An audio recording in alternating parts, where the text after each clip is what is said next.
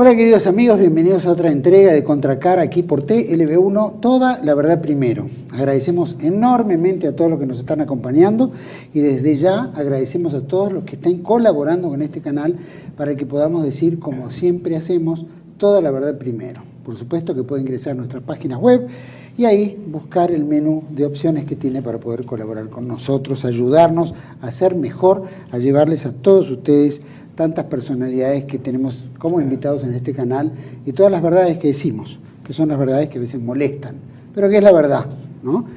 El programa de hoy lo vamos a orientar desde ya a un poco de la historia, ¿no? La historia oculta. Hay una historia de verdad, historia oficial, historia, en realidad cuando uno empieza a rasgar. Vivimos en una época donde todos quieren decir la verdad, es una verdad media, nunca es una verdad completa. Depende de a quién le toca la verdad, esa verdad saldrá a la luz o no. Por lo general se oculta. Lo que nosotros tratamos de hacer aquí en TLB1, o particularmente en Contracara, es mostrar la otra contracara. Esa contracara que tal vez moleste.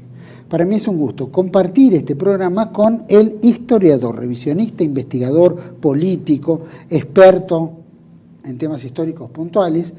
Para mí es un gusto compartir el programa con el doctor Federico Ribanera Carles. Gracias. Una pequeña corrección, no soy doctor, sino profesor. Profesor, más importante todavía. Gracias por estar aquí.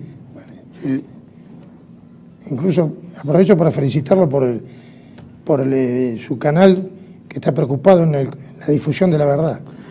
Muchas gracias. Todos los que estamos haciendo programas aquí combatimos por la verdad, así que en diferentes ámbitos. Aclaro que aparte de historiador, revisionista, investigador, político, etcétera, ha escrito no digo centenar de libros, pero unos más de 50 libros, si no me equivoco. Entre ellos quiero destacar algunos: Los judíos y la trata de blancas en la Argentina, Los conversos en las Indias, Anarquismo, Judaísmo y Masonería, los partidos políticos. Escribió también un trabajo muy importante sobre Juan Manuel de Rosas, la judaización del cristianismo. Ahí sacó 3 tomas, si no me equivoco. Y Buenos Aires, ciudad conversa. Actualmente vamos a presentar el último libro, que se llama La historia ocultada, que trata sobre los conversos y la independencia de Hispanoamérica. El tema consta casi de 750 páginas, un poquito más, bien profundo, bien de lleno al grano, mucha investigación, muchos datos, mucha información, y vamos a tratar este libro, en el cual la historia ha sido ocultada, y me gustaría que nos contara qué parte de la historia nos ocultaron que no supimos. Es una pequeña acotación. Dígame. El que escribió sobre Rosas es mi padre, Raúl Ribanera Carles, padre. Ah, cierto. Bueno, claro, de padre porque tengo un hermano que ya falleció que se llamaba igual. Mirá. Bueno, con respecto a este libro... Es un buen heredero, digamos, de la línea rosista. Exacto. Bueno, mi padre fue uno de los fundadores del revisionismo histórico de Argentina. Histórico, tal cual. Con respecto al libro, si bien en realidad no se puede decir que es un tema complejo, sino es un tema muy amplio. Sí. Quiero aclarar el título del libro, que habla el subtítulo es Los conversos y la independencia de Hispanoamérica. Exacto. Puse este título para que se entienda el tema que abordo en el libro. Pero lo principal, en lo que no se ha reparado hasta ahora, es que acá no ha habido independencia, ha habido una guerra de secesión. Porque la independencia es un país sojuzgado por otro, como por ejemplo Irlanda respecto a Inglaterra. Pero acá nosotros tenemos parte de España. Esto era la España ultramarina, y al final llamada también España americana. Lo que pasa ¿Se que puede terminar como una guerra civil? Exactamente, fue una guerra civil porque contra lo que dice la historia oficial, que realmente es una fábula llena de burdos errores. Es una mentira de la A a la Z, y lo puedo decir con toda claridad.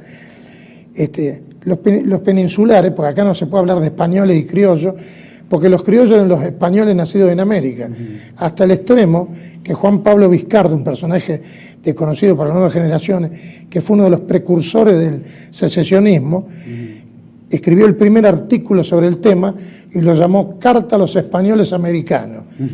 O sea, el criollo era un español americano, hijo y nieto de españoles.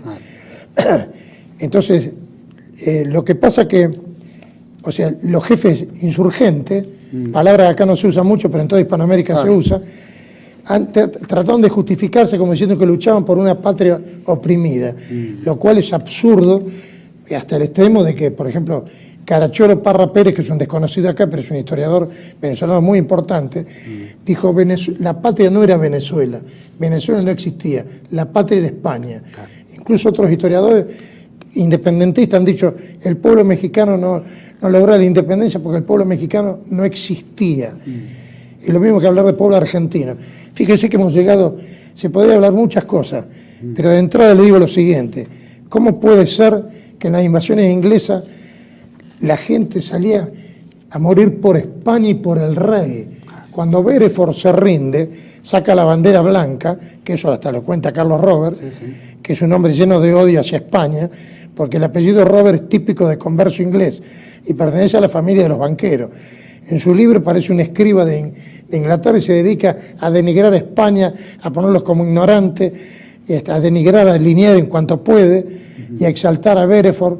En fin, fíjese, cuando Bereford saca la bandera, no me quiero ir por otro lado, pero le pongo un detalle concreto. Cuando saca la bandera blanca, el gentío lo quería cuchillar, gritaban a cuchillo. Entonces Liniers no podía controlar a la gente. Y le dijo, ponga una bandera española. Dijo, no la tengo. Y un marinero dijo, acá está, y la arrojó al foso. Y entonces Bereford izó la bandera española ante el júbilo general y los gritos de ¡Viva España!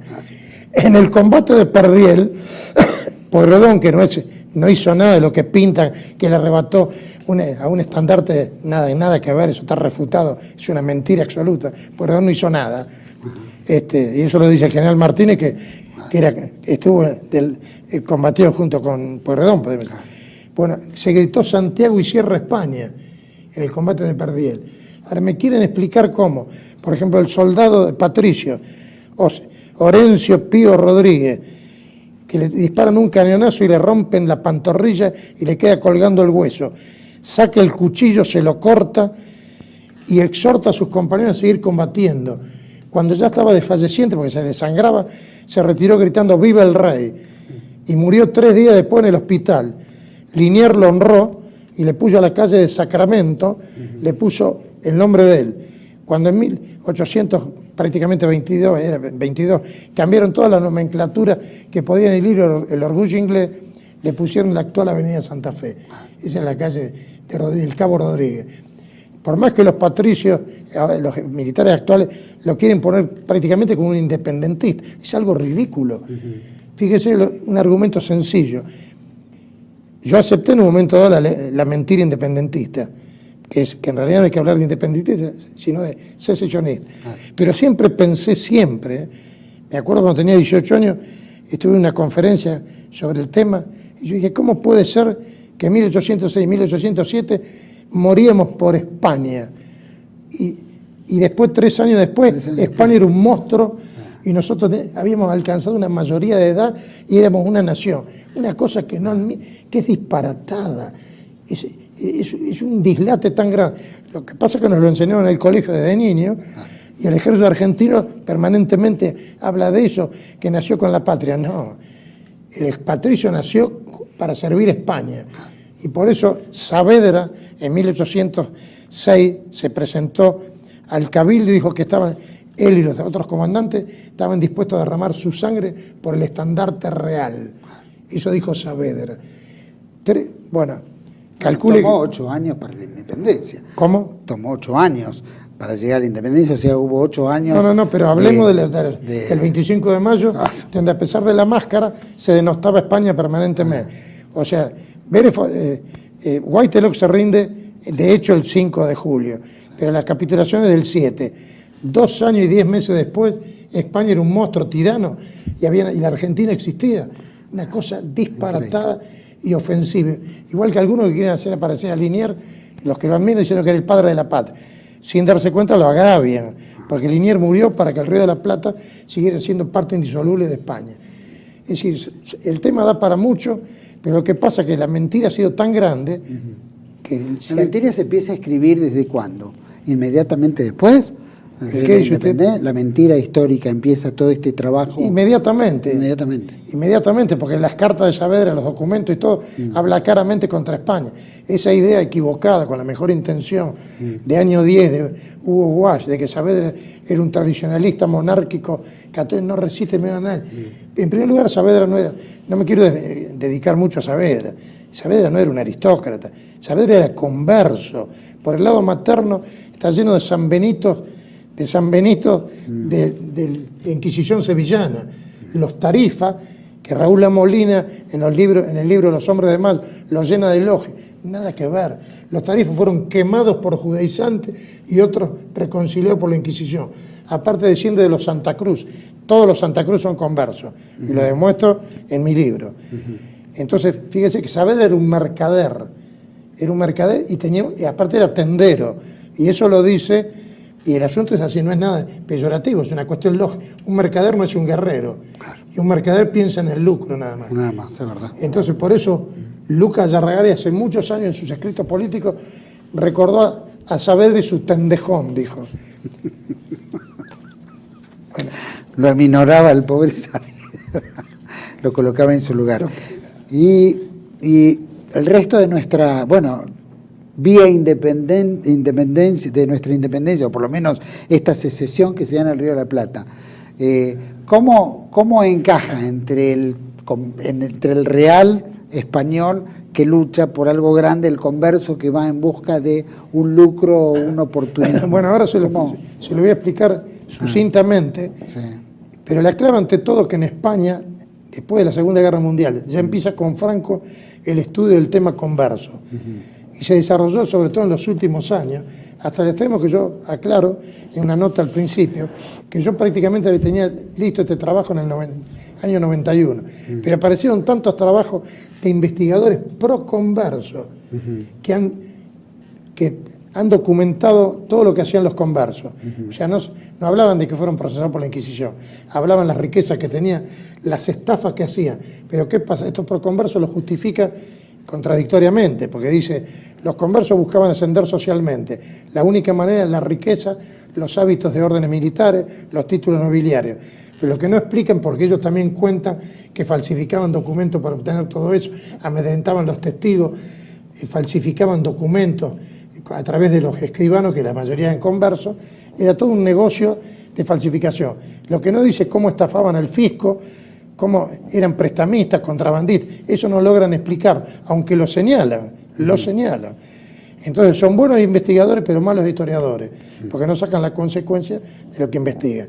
Entonces yo me baso, felizmente, como yo no pude ir a los archivos españoles, me baso en una documentación demoledora de esta gente que está al servicio de los conversos, pero que cuando dice algo está muy documentado. Entonces le explico brevemente lo que pasó en Hispanoamérica.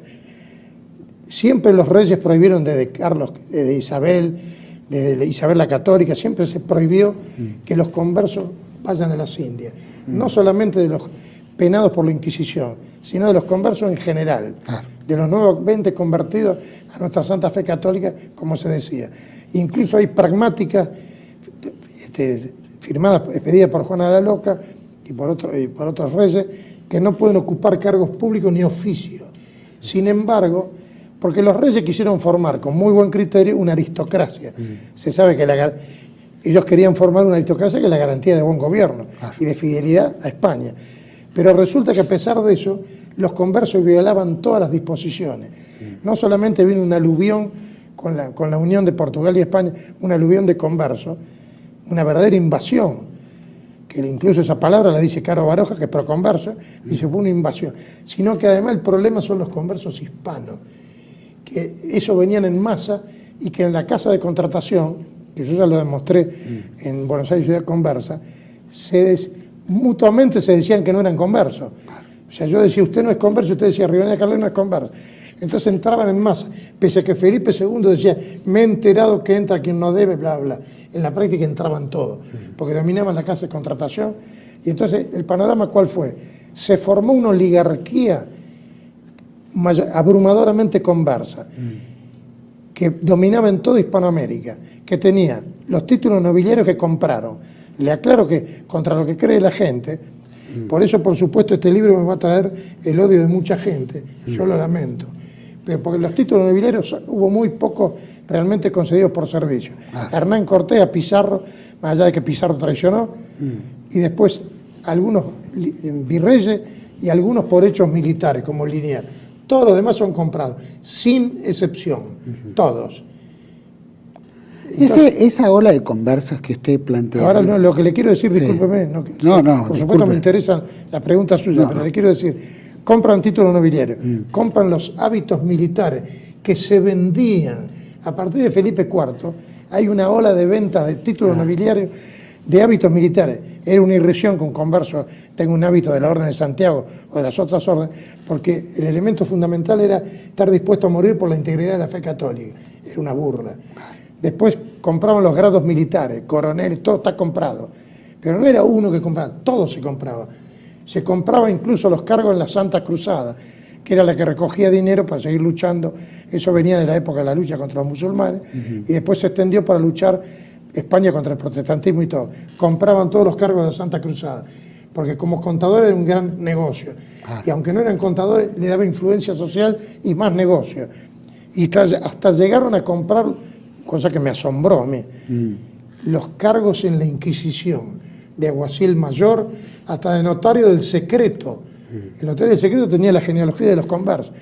Y tengo la documentación que es contundente, de los propios inquisidores que están horrorizados. Bueno, todo se vendía. Y lo más grave de todo, contra lo que la gente no sabe, es que se vendían los corregimientos, las gobernaciones, los cargos de regidores en los cabildos, que ya eran hereditarios. Entonces dominaban todo. En cambio, las autoridades españolas eran transitorias. Los virreyes estaban 5 o 6 años y se iban. Entonces, por eso el cabildo tiene más importancia que el gobernador. O sea, ahora, lo grave de todo esto es que esta gente acumuló un poder extraordinario, si bien no era absoluto, porque con todos los defectos, España seguía siendo un régimen al servicio del bien común. Pero tenían un poder muy grande y querían ellos destruir el imperio español y por otro lado acrecentar su poder político y social. Entonces, esto de que querían destruir el imperio español está documentado hasta el hartazgo. No solamente Madariaga, que era un liberal que escribió su libro, su introducción sobre a Bolívar, un cuadro histórico de las Indias, lo escribió cuando estaba trabajando en la BBC, pero él dice los enemigos más temibles del imperio español eran los judíos, lo dice claramente. Pero además han surgido en los últimos tiempos gran documentación. Por ejemplo, la Asociación Sefaradí en Caracas, el año 2010, de una conferencia de un tal Pinedo, un historiador, dijo: la independencia de Caracas lo lograron judíos, masones y republicanos, claramente. Los hermanos Carrera de Chile eran conversos, O'Higgins converso por parte materna, Bolívar era converso. Le dedico 35 páginas a la genealogía de Bolívar. Eran todos conversos y pertenecían a la oligarquía. Sabemos claramente, nada que ver con la aristocracia. Entonces, eran los ricos los que se sublevaron contra España. El pobrerío estaba con el rey. Los indios, los mestizos, los negros, con el rey. Y hay cosas realmente impresionantes, emotivas, como por ejemplo los indios caquetíos, que uno no sabe ni quiénes son, que eran de Coro, una de las pocas ciudades. Hubo algunas ciudades heroicas.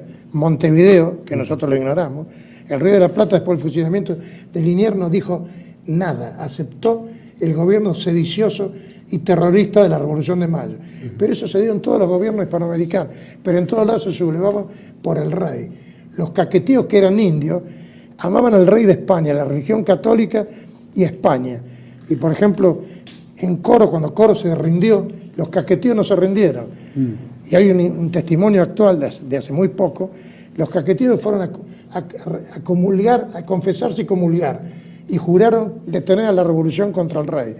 Cuando los derrotaron, cuando volvieron, entre ellos se recriminaban mutuamente por qué perdieron. Entonces los independentistas, Bolívar y todo, no directamente él, pero se le mandó decir que cejaran en su intento. Jamás, dijeron. Fueron masacrados y murieron 1000 caquetíos. Y después el caso de Pasto en Colombia, que es algo extraordinario. En Colombia, cuando se rindieron los cristianos viejos, porque Pasto, que está en el sur de Colombia, de Nueva Granada, ellos se negaban a decir que se llamaba Colombia, un nombre impuesto por Francisco de Miranda, que también tengo la documentación, masón, que era converso, además, tengo la documentación reciente, escrita por un judío que dice, en fin, lo que le quiero decir, abreviando, y le cedo por supuesto que usted me pregunte, por ejemplo, en Pasto, que era un lugar problemático por su geografía, eran derrotados todos los ejércitos independentistas, mejor dicho, secesionistas. Entonces Bolívar le ordenó a Sucre, que era converso como él, y lo tengo bien documentado, que borrara a Pasto de la faz de la tierra. Ese era el maravilloso Bolívar. Entonces, ¿qué fecha eligieron? El 24 de diciembre de 1822. Asesinaron mujeres, niños, ancianos, saquearon las iglesias, violaron, destruyeron el archivo histórico. Unos meses después, una persona que se llamaba Agustín Agualongo, que algunos dicen que era indio, otros que era mestizo, que medía 1,47 m, y cuando avanza el secesionismo, deja su trabajo y se enrola en el ejército español, y se convierte en una personalidad única. Entonces, con indios de a pie, con mestizos armados de chuzo, con algunos fusiles recuperados, y con palos, hicieron escapar a los independentistas, a los secesionistas. Se me está pegando este vocablo que lo rechazo en todo mi libro.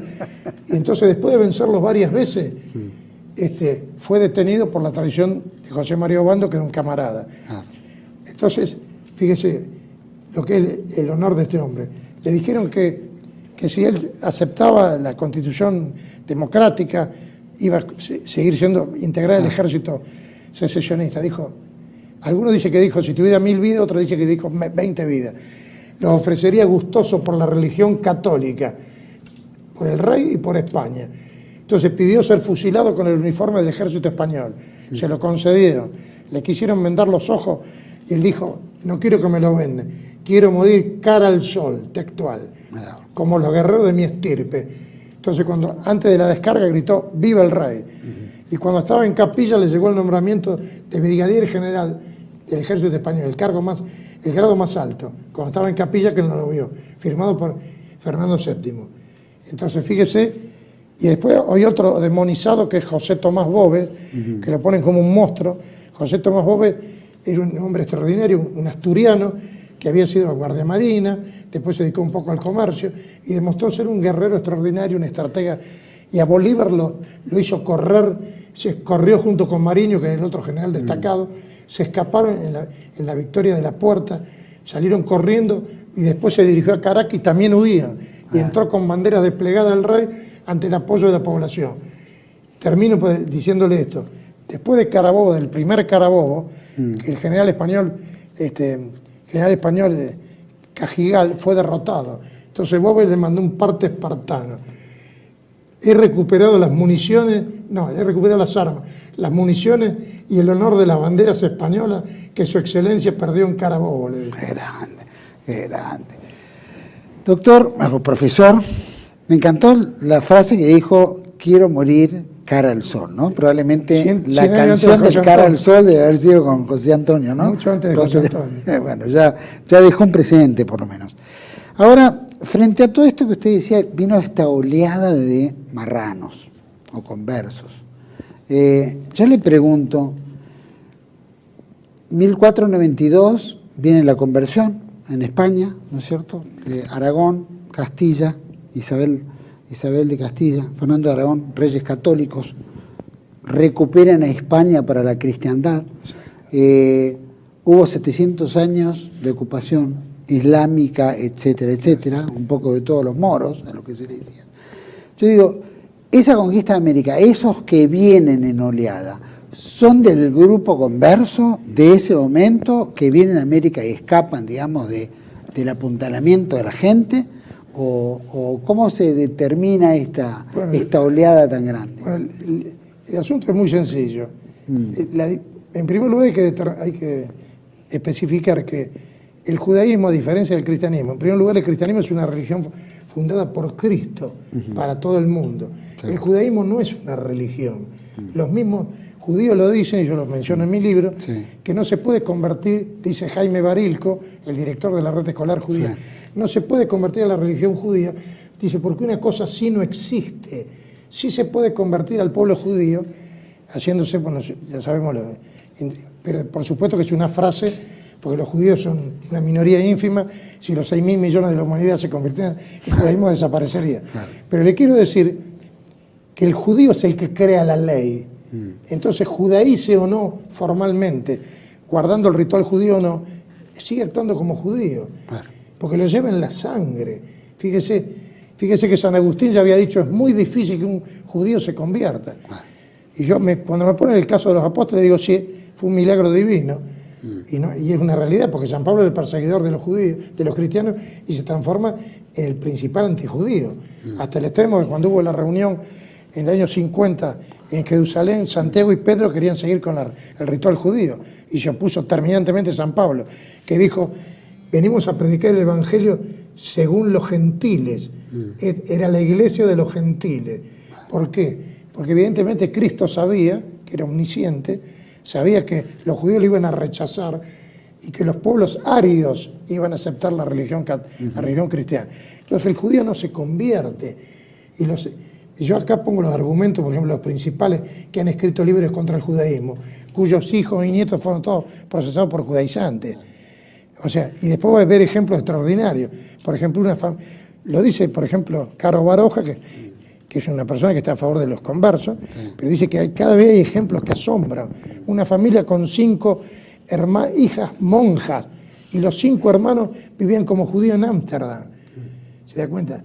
O sea, es una mentalidad que a nosotros nos resulta difícil de entender. Eso puede ser un poco lo que decía el padre Membiel, Julio Membiel. Yo le diría que el padre... Bueno, ¿estaba acertado Membiel dentro de su...? Yo estoy en desacuerdo con el padre... No quiero entrar en polémica, pero hay una realidad. Él toma lo que dice San Pablo de las raíces, de las ramas, pero la Iglesia Católica nunca hizo esa interpretación. Y nosotros como católicos tenemos que aceptar la interpretación de los padres de la Iglesia, no lo que dice la letra. Y esto puede asustar, pero San Agustín dijo, yo no creería en las Escrituras si no me lo mandara a creer la Santa Madre Iglesia. Terminante. Entonces, la teoría de Membiel, que es el pueblo perfecto, el pueblo que sufre pero que es el elegido, no. El pueblo elegido es el pueblo cristiano. Esa es la realidad. Es así. Entonces, pero sin entrar en esa... Igual que está bien, era nada más que una acotación. No, lamentablemente no es que hay... Porque la habilidad de los conversos es decir, bueno, hay conversos que son buenos, que realmente se convirtieron y otros no. No se convirtieron, como lo demuestra infinitos casos. No hay un ¿Cuánto solo tiempo demora para una conversión? Llamémoslo no, es de que alguna no. manera. Para que usted ¿Cuántas generaciones? Mire, le voy a poner un detalle para que usted vea. ¿Hay o no? Porque el problema, pueden decir, Rivanía Carles es una exagerada. No. Yo no me baso en las definiciones mías. Yo me baso en la definición oficial de España, que había introducido por primera vez en el mundo los estatutos de limpieza de sangre, 500 años antes que Hitler. Fíjese que las leyes de Nuremberg dice que si de 4 abuelos uno es judío, el nieto es ario. Entonces yo pregunto, si de 4 abuelos una de las abuelas es judía, tiene una hija judía, el nieto es judío. ¿Por qué? No porque la madre tenga biológicamente más fuerza que el padre, sino porque hay el dicho romano, mater certas pater incertus. Y por otro lado, la influencia de la madre en la educación de los hijos. Por eso lo más común que se ve es la judía que se casa con el gentil, no al revés. Y cuando es al revés, ¿qué pasa? Al revés, porque no digo que no significa nada, pero de esa manera la judía entra en la sociedad gentil, porque pasa de llamarse, supongamos, Goldstein, para ser la señora de González Pereira, supongamos. Pero al margen del tema, mire, esto no lo digo yo, antes los estatutos de limpieza de sangre se pusieron porque los judíos seguían judaizando después de la expulsión. Entonces ya se veía que conspiraban por todos lados, que hacían sacrilegio. Entonces, los estatutos de limpieza de sangre, el más importante, el que puso el cardenal Juan Martínez Silicio en la iglesia de Toledo, que era la iglesia primada de España y la segunda de la cristiandad. No es como ahora. Después de San Juan de Letrán era la más importante. Entonces él dijo que uno de los motivos era que no se perdiera lo que aún quedaba de la nobleza de España, que se había degradado por falta de dinero, casándose con judías, la mayoría de los grandes títulos españoles. Entonces, lo que le quiero decir es que los estatutos de limpieza de sangre decían que para ser cristiano viejo tiene que ser cristiano viejo por los 4 costados desde tiempo inmemorial, sin que la pública voz y fama diga lo contrario. Porque en esos pequeños pueblos, Madrid era un pequeño pueblo, que cuando la gente dijera fulano es judío, lo era. No escapaba. Claro, entonces el tema que puede llamar la atención, pero ellos trabajaban con un gran espíritu de cuerpo, además se casaban, la endogamia de los conversos es casi superior a la de los judíos públicos. Es una de las características, casarse entre ellos, incluso en Perú. Trabajan como gueto en su vida real, ¿no? Claro, pero fíjese los casamientos entre, por ejemplo, gente que tenía títulos nobiliarios, que se mimetizaban, porque el error de mucha gente es confundir asimilación con mimetización. Tenían títulos nobiliarios, por ejemplo, esculpían el escudo en sus mansiones, iban a la iglesia con esclavos, todos vestidos así con hábitos de caballería, en fin. Pero algunos, por ejemplo, como los marqueses de Casabosa en Perú, si me escucha un peruano va a decir, y bueno, yo soy descendiente del marqués de Casabosa que tiene el título hace 300 años. Yo todo esto no digo cosas que se me ocurre, que si es converso lo compró, no, está documentado. Este marqués de Casabosa, cuando los piratas ingleses asaltan Guayaquil, en vez de defender la costa se puso en negocio con ellos. Cuando pide un título nobiliario, Felipe V dice que es una persona innoble que no se le puede dar un título nobiliario. 6, 7 años después dice que por los servicios prestados se le da el título, puso plata. Ahora, no solamente, pero yo tengo los datos, desciende de los Anchieta, el famoso apóstol del Brasil era converso, y está la genealogía perfecta. Este Anchieta, que lo ponen como el apóstol del Brasil, le decía a Francisco de Vitoria en sus cartas que Tucumán pertenecía al Brasil, era un converso canario, ¿se da cuenta? Entonces los conversos tienen mucho interés en ponerlo como una especie de santo perfecto. Por otro lado, de Casabosa, usted los escucha y claro, tienen formas exteriores de noble, pero no lo son. Por parte materna son Pacheco Solís. Resulta que, primero, Pacheco es un agregado. Resulta que yo tengo la declaración ante la Inquisición de Sevilla del padre, que el inquisidor le pregunte, sí, nosotros, mi mujer y yo todos hemos muerto como, ella murió como judía, nosotros somos todos judíos. Directamente se lo confieso. Ahora, me podría extender mucho, pero siempre es así. Y esta gente es la que juraba fidelidad a los reyes de España, pero conspiraba porque odiaban el imperio español. Era un odio visceral.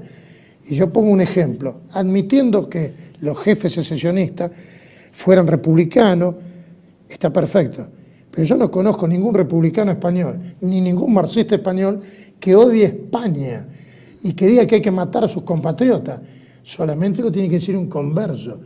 Y ese odio visceral de San Martín, de todos, de Bolívar, ese odio, y aparte de los asesinatos que hizo Monteagudo con el apoyo de San Martín, ese odio de los españoles es propio de los conversos. Con respecto a San Martín le deslizo un detalle, que es el único que no tengo pruebas contundentes de su carácter converso, aunque tengo indicios muy fuertes que me llevan a mí a la íntima convicción de que lo era. Si se prueba lo que dice Chumbita, más allá, que era hijo ilegítimo de Alvear, si le logran el ADN, te haría las pruebas contundentes porque Carlos María Alvear era converso. Y lo tengo bien documentado. Vamos a ir, profesor, vamos a ir a un pequeño corte, volvemos enseguida. Y desde ya, usted habló de la corrupción, que todo esto se compraba, se vendía, propio, obviamente, de una falta de respeto, de realidad, ¿no? De creencia, de fe, en fin. ¿Por qué se daba tanto? ¿Y qué era lo que estimulaba toda esa corrupción de venta de títulos, etcétera? Pero me lo va a decir después de este pequeño corte que seguimos con el profesor Federico Rivadeneira Carles. Ya volvemos.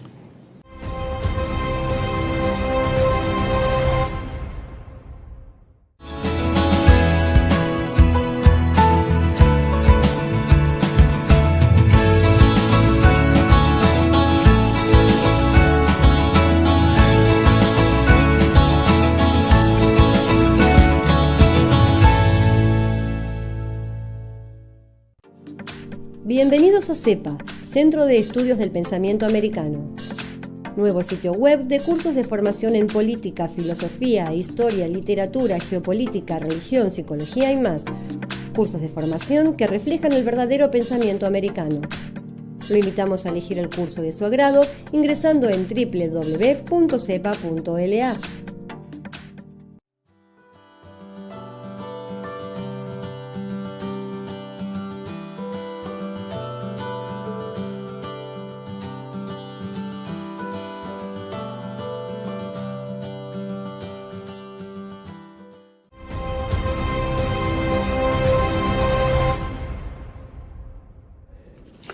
Bueno, continuamos aquí en Contracara con el profesor Federico Rivadeneira Carles. Queremos recordarle que el libro se llama La historia ocultada, que creo que está en pantalla perfectamente.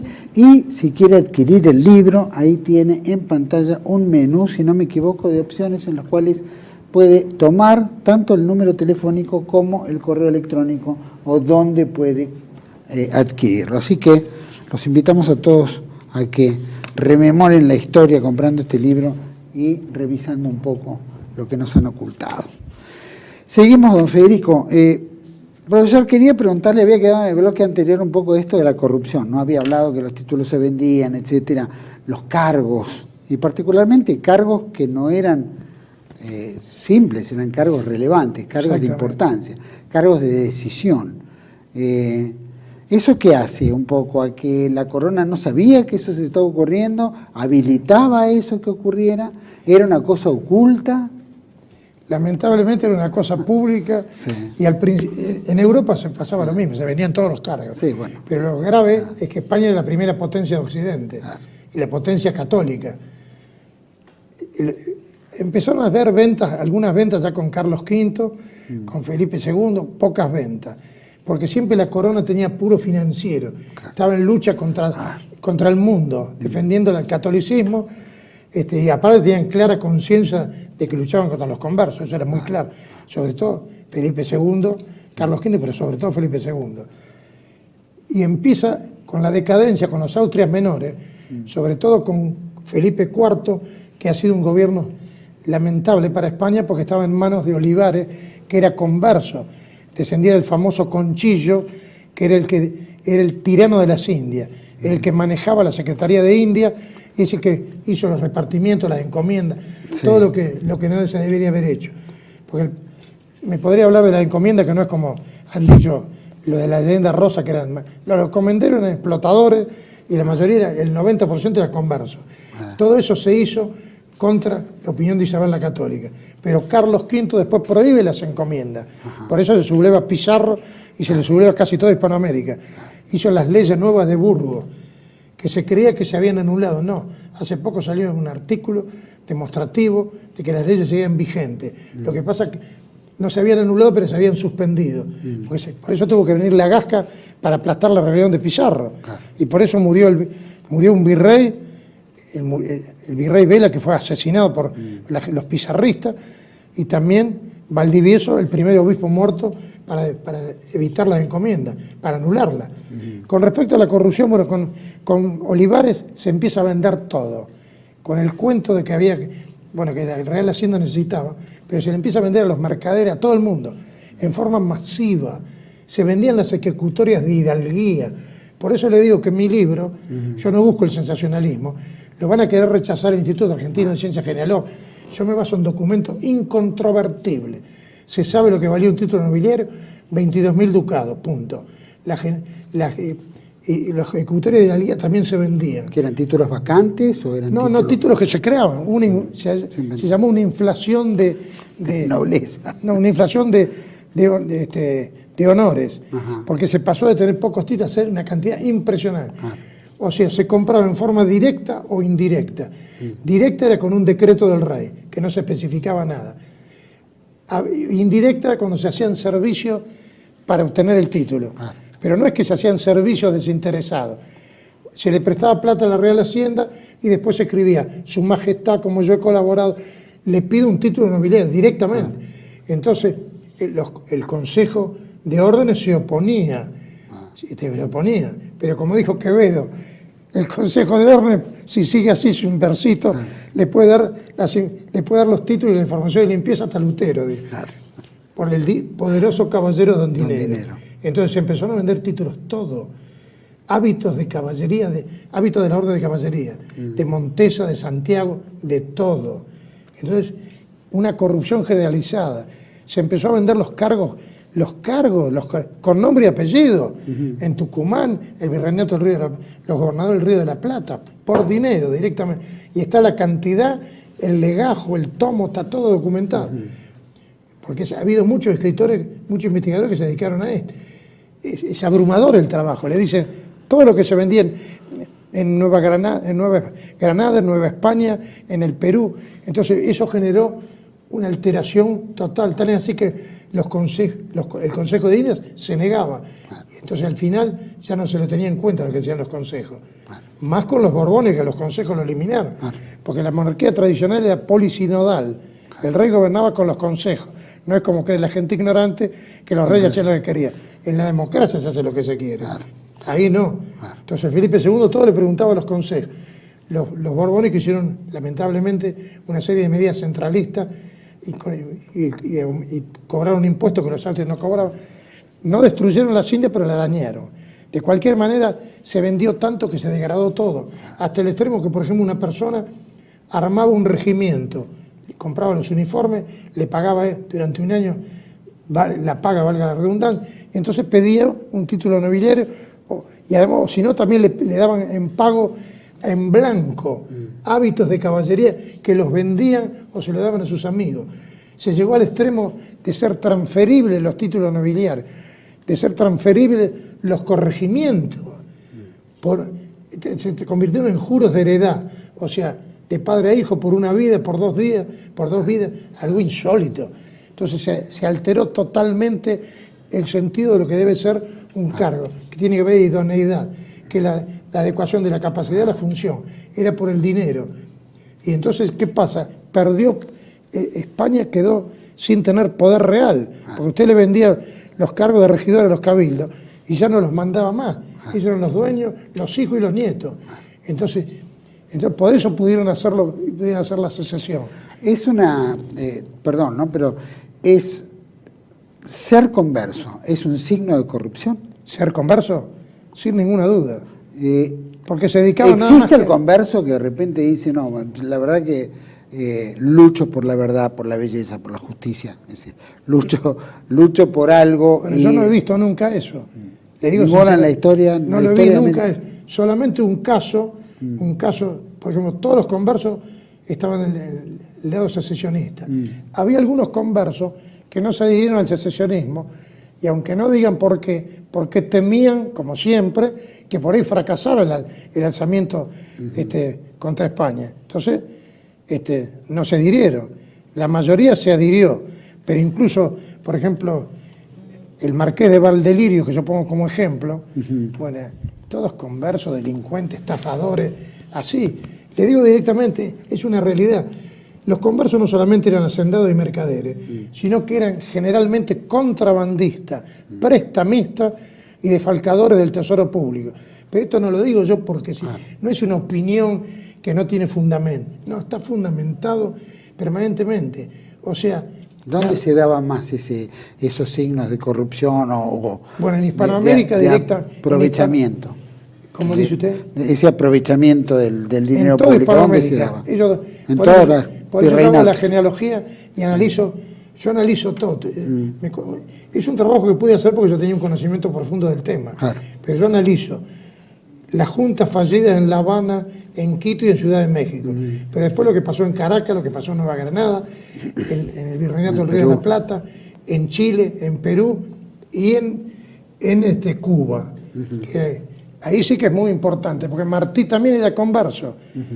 Y entonces se va a ver cosas terribles lo que pasó en Cuba. Fíjese que en Cuba, que se habla de la decadencia española como los españoles ya no fueran ni valientes, que fueran todos mentiras. Hubo una tradición exterior e interior. En Cuba, por ejemplo, le digo, se lo resumo en 2 palabras. Cuando se vuela el Maine, que era el barco que estaba estacionado en Santiago de Cuba, todos los indicios es que lo volaron los estadounidenses porque acusaban sin fundamento a España. Lo que se llamaba bandera falsa, ¿no? España le dijo, hagamos una comisión común para estudiar. Se negaron. Y había toda una campaña de las 2 poderosas empresarios, dueños de empresas como Hearst y Pulitzer, que decían que había que atacar España.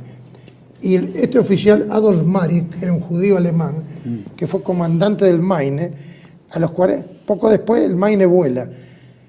Y entonces, ¿qué pasa? Se hace la comisión que forman los yanquis. ¿Sabe lo que dijo? ¿Cómo fue el papel de Marik? Digo que España había sido la culpable.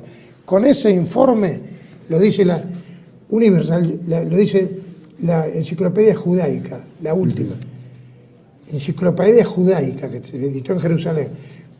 La Enciclopedia Judaica, pero sobre todo la Universal Jewish Encyclopedia, que se editó en Estados Unidos. Con ese informe, Estados Unidos le declaró la guerra a España.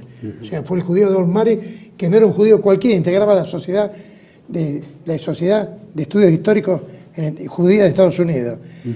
Bueno, pero lo que se vio sería demasiado hablarlo, pero no puedo pasar por alto el inigualable heroísmo español que asombró al mundo. Después usted lo va a ver algunos detalles, pero solamente me detengo en algo que nosotros los argentinos no conocemos y que en España ahora se conoce un poco, que fue la defensa del sitio de Valer.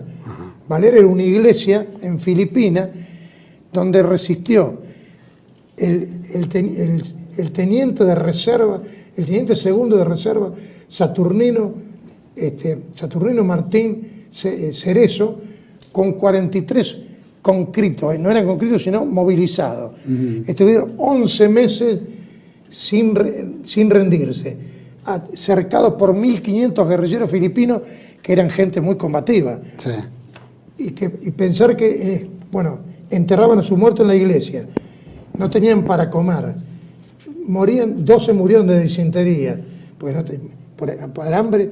Bueno, es una cosa tan extraordinaria que el gobierno español, Sagasta, vende Filipinas en $20 millones el 7 de mayo de 1898. Ellos, sin embargo, seguían firmes defendiendo el territorio español. Cuando le llevan periódico, le lleva un teniente coronel español, le dice, mire, ríndase, que no es de Filipinas, no es más de España. Cerezo dice que le habían enseñado en el Estado Mayor que el enemigo podía falsificar periódicos. Los rechaza. Van los sacerdotes, los rechazan. Y al final descubre, leyendo el periódico, que un camarada le había dicho que él iba a pedir el pase a Málaga, donde estaba su novia y su familia. Y ahí se dio cuenta de que ya Filipinas no era española. Pero mientras tanto estuvo desde diciembre de 1898 hasta el 2 de junio de 1899, sucia y rota, flameando la gloriosa bandera roja y gualda. Y no se rindieron. Entonces, como no podían ya no era más Filipina española, dijo, nos despojaron vilmente de la tierra. Entonces dice, la hemos defendido hasta la insensatez. Bueno, estaban todos hambrientos, se habían hecho uniformes ellos solos, se habían hecho zapatos de madera. Una epopeya que ha llamado la atención, se la compara, tiene el único antecedente en Numancia, porque es una cosa única. Entonces, ¿qué hizo el general Aguinaldo, que después verá que se portó muy bien? Dio un decreto el 30 de junio diciendo, los que defendieron Valer no son nuestros enemigos, son nuestros amigos, son los herederos del valor del Cid y de Pelayo, y han llevado hasta lo más alto las virtudes militares, porque sin auxilio de nadie, solo, no se rindieron. Ahora fíjese lo siguiente, poco tiempo después estalla la guerra entre los filipinos y Estados Unidos, porque usted va a ver cómo los traicionaron los filipinos, le hicieron creer que como eran todos masones, Filipinas iba a ser de ellos. Entonces fue un destacamento estadounidense a Valer, y se rindió inmediatamente. A diferencia entonces, el heroísmo de estos españoles es una cosa que nos llena de orgullo y nos llena a todos, porque no tiene antecedentes. Se puede hablar de Blas de Lezo. ¿Cómo? Blas de Lezo como, claro, y como por eso, otro ejemplo. Bueno, Blas de Lezo se dice, casualmente de Liniers se dice que después de Blas de Lezo no hubo una victoria como la de Liniers. Pero estos españoles, ya sé, Blas de Lezo, yo lo admiro extraordinariamente, pero esto es una cosa única. ¿Usted sabe lo que es no rendirse, no tener para comer? Comían harinas con gorgojo, cosas putrefactas. Y el 8 de diciembre, día tan importante para la infantería española, enterraron a un camarada que había muerto ese día y al mismo tiempo rezamos a Nuestra Señora. ¿Se da cuenta? O sea, Es una cosa, y como yo digo, tiene un simbolismo extraordinario, porque es una iglesia, lo cual significa la simbiosis total entre España y la fe católica. Hechos que son desconocidos por nosotros y olvidados en España, porque uno de los héroes de Valer terminó pidiendo en el metro de España. Una cosa, Franco le hizo algunos homenajes, pero no, realmente... Merecía muchas más. Claro. O sea que España nos llena de orgullo y no hay nada que hacer. La guerra que le hace Inglaterra y le declara la guerra perpetua a España, ¿no? Que es la colaboracionista, llamémosla, la promotora de la secesión española en América. ¿Cómo la podemos determinar? Que es una fuerza marrana que motiva toda esta corrupción y movida interna en las Américas, en la América española, o qué rol juega, porque siempre le damos el rol más importante a Inglaterra, anulando todo esto otro que es colaboracionista, ¿no? Yo casualmente digo que hasta ahora se ha dicho con razón que la masonería e Inglaterra tienen un papel importante, pero el mayor papel lo tuvieron los conversos, que fueron los organizadores y directores. Ahora, los conversos en el acto se pusieron en contacto con Inglaterra, porque además Inglaterra no era lo que nos quieren hacer creer a nosotros, que si bien es un país protestante, es un país de caballeros. Inglaterra no es un país de caballeros, y yo lo demuestro ahí claramente que es un país de mercaderes, pero lo demuestro en forma contundente. Usted sabe que en Inglaterra toda la llamada nobleza estudia literatura rabínica con rabinos. Sí. Es una cosa, están totalmente judaizados. Bueno, y lo mismo pasa con el príncipe Carlos, creo que son conversos. Ni hablar, claro, porque por Mountbatten. Sí. Pero le quiero decir que entonces los conversos sabían muy bien a quién se dirigían. A una Inglaterra que estaba en manos de Rothschild, porque ya en la guerra con España ya estaban. Rothschild los dominaba totalmente y les cobraba el triple a los ingleses. Y aparte están todos mezcladas, la famosa aristocracia inglesa, que no es tal. La aristocracia existía en la época católica. Los protestantes se apoderaron de la riqueza tanto de los nobles católicos como de los pobres agricultores. Entonces se formó una oligarquía de mercaderes con títulos nobiliarios. Pero además de eso están totalmente judaizados. Incluso la Casa Real Inglesa tiene, o sea, está mezclada también con conversos. Tan es así que Cecil Roth, que es un escritor judío, que escribió un escritor judío prestigioso, más allá de las inexactitudes que dice, escribió un pequeño texto que se llama La aristocracia inglesa ante la prueba aria. Y entonces demuestra que están todos mezclados, y dan nombre y apellido. Entonces usted se encuentra que, por ejemplo, Beresford, que varios escritores le ponen como un caballero, confundiendo la caballerosidad de la forma con la caballerosidad del espíritu. Liniers era un aristócrata cristiano viejo, que cuando los derrota a los ingleses los invita a comer y los trata creyendo que eran pares de él. Como yo digo, si Beresford lo hubiera derrotado, lo hubiera mandado a una mazmorra. Ahora. Aparte, Beresford, como todo inglés, los soldados ingleses son una suerte de corsarios, porque el objetivo es el botín, y de paso atacar a la odiada Iglesia Católica y al odiado Imperio Español. El propio Wellington, en la Guerra de España, dijo: los soldados ingleses son la escoria de la tierra. Lo único que luchan solo por el botín, el trago y el botín. Y es así. Entonces, sí, la gente que dice como un señorito inglés, como un señor español. Debería ser más. Ahora, yo todo esto que digo lo demuestro documentalmente, sí, lo que era Inglaterra y por qué Inglaterra quería la destrucción del Imperio Español. Ahora, acá le digo unas palabras sobre el 25 de mayo. El 25 de mayo, fue un golpe de Estado organizado por Lord Stranford. Directamente fue un golpe organizado por Inglaterra. Por supuesto, que dirigía a los conversos de acá, pero está documentado. Yo no lo fui a buscar a arcanos secretos. Por ejemplo, Inglaterra proveyó de municiones a los insurgentes, porque Cisneros, sospechando de que iba a haber un levantamiento, hizo un racionamiento de las armas, no las entregaba. Y aparte de los disparos y todo, de los cartuchos. Bueno, por otro lado, para que usted se dé cuenta... Creo que no se los quería dar tampoco a los cordobeses, pensando que los cordobeses iban a levantar, ¿no?, contra él o algo por el estilo. Lo que le quiero decir es esto. Esto no es una idea absurda. Rivadavia aceptó a un español que dijo, yo les distribuí las municiones. Entonces pidió la ciudadanía argentina. Concedido, dijo Rivadavia. No dijo, usted está mintiendo.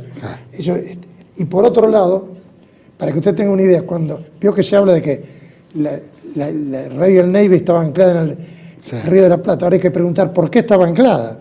¿Por qué estaba? Bueno, estaba anclada porque evidentemente era para defender a los insurgentes. Y cuando vio que se habla de que inmediatamente fueron al Te Deum, lo que no se ha reproducido, aunque lo reprodujo la ITA y todo, pero no se habla de eso, es el diálogo que tienen los integrantes de la primera junta y Charles Montagu Fabian, que era el comandante de la Royal Navy. El servilismo hacia Inglaterra es total. Y aparte hablan continuamente de la alianza con Inglaterra y le dice, le facilito un bergantín para que ustedes lleven sus despachos para el exterior. Era para Lord Stranford. Entonces, es una cosa descarada la participación inglesa como en ninguna parte de Hispanoamérica. Y le digo otra cosa grave. En la primera batalla de 1811 de la flota argentina, en San Nicolás, las indicaciones de la Junta Grande, está todo documentado, es que en el palo trinquete se enarbole la bandera inglesa. La bandera inglesa. Eso nos hizo sin el conocimiento de Inglaterra, para que así nos reconozcan nuestros amigos. Y por otro, le aclaro de paso, aunque no es el tema, que no es cierto que la flota española tenía un armamento superior, era al revés. Y ahí está la gran figura de Jacinto de Romarate, que los aplastó en San Nicolás, y los marineros de esa primera flota se arrojaban al mar y muchos se ahogaron de terror. Y Romarate dijo, bueno, ya va a ver mi libro, se preocupó en salvarlo y le proclama que le dio a sus hombres. Ellos son nuestros hermanos, dice, están equivocados, pero hay que ayudarlos. Y le dijo, es mentira que hemos vencido por la superioridad de nuestros buques que eran inferiores. Hemos vencido por el templo de nuestros corazones, le dijo Romarate. En fin, podría hablar largamente como de Brown, que era un súbdito inglés contrabandista, y corsario. Brown lo único que le interesó era el botín. Aparte trajo estaba ya documentado hasta el hartazgo. Toda la oficialidad y la marinería era inglesa y estadounidense. ¿Nos queda algún muñeco histórico importante, digamos, donde usted pueda decir, este peleó con certeza, con fuerza, con convicción, por la patria, por la religión, Bueno, puede haber un descendiente de Brown, puede haberlo. Pero yo estoy hablando de que... No solo de Brown, hablo de otros... De los conversos ninguno. Y de nuestra historia, hasta lo reciente, ¿qué podemos llegar a decir? Mire, le voy a poner un ejemplo que puede resultar duro, pero no tengo más remedio que decirlo. Los que impiden que les salga una expedición para aplastar el movimiento secesionista y lo financian a riego, no son los españoles liberales, es Andrés Arguibel, el tío de Encarnación Ezcurra, la mujer de Rosa. Lamentablemente no tengo más remedio, no lo puedo ocultar, porque es el hombre que está en contacto con el judío Beloniel de Gibraltar y que hacen toda una conspiración con otro judío poderosísimo que se llamaba Cardoso para que se levante riego y fracase la gran armada que iba a venir acá. Bueno, Andrés Arguibel fue una figura clave y es converso, desciende de López Camelo. Los López Camelo son conversos. Incluso a mí en la Biblioteca Nacional un descendiente me dijo, sí, somos conversos. Ahora, lamentablemente yo no quiero, mi propósito no es herir a nadie, pero yo tengo que decir la verdad. Porque si yo creo la mentira secesionista de que en 1806, repito, en 1807, moríamos por España y por el rey, y que 2 años y 10 meses después resulta que España era un monstruo tiránico, como se ve en el himno nacional, que es una cosa infame, cuando dice que el cobarde huyó, tan es así que tuvieron que sacar las estrofas, las sacó Irigoyen porque eran lesivas para, ¿no es cierto?, para el bien. Eso aparte, ¿por qué se llamaba la madre patria a España? Si hubiera sido eso, como lo pintan, el pueblo argentino lo hubiera odiado. No, es nuestra madre patria, y guste o no guste, somos hispanos, porque los pueblos tienen una filiación como los individuos que nacen en una familia. Aunque vengan 10 millones de alemanes o de ingleses, seguiremos siendo hispanos.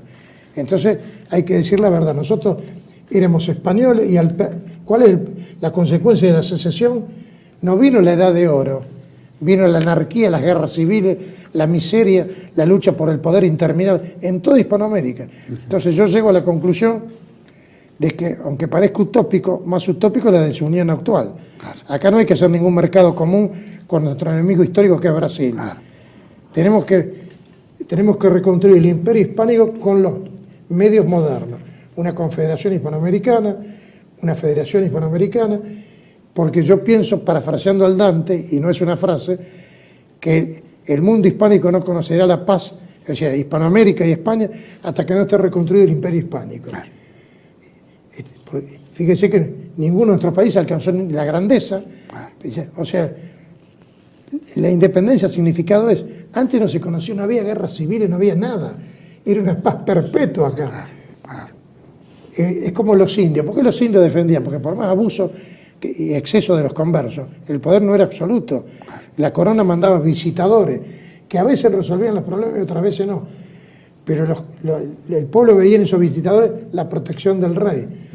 O sea, algunos han dicho, los indios seguían al rey por ignorancia. No, nadie lucha por sus explotadores. Profesor, mi última pregunta. ¿Dónde se asientan más los conversos? ¿En qué parte de la América se asientan más? ¿O hay mayor proporción? No, pero se asientan igual en todos lados.